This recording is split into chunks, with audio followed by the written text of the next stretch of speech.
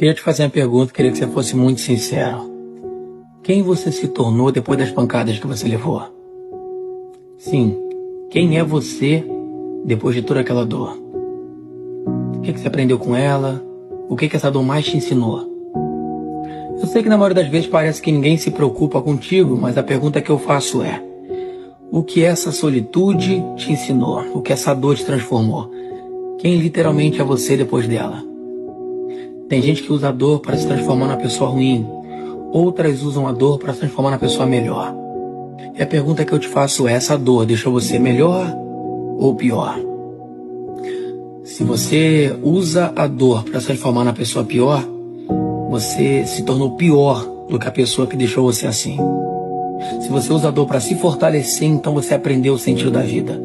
Dores vêm para te ensinar. A todo momento, a todo vapor. Por isso eu te pergunto: quem você é depois da dor?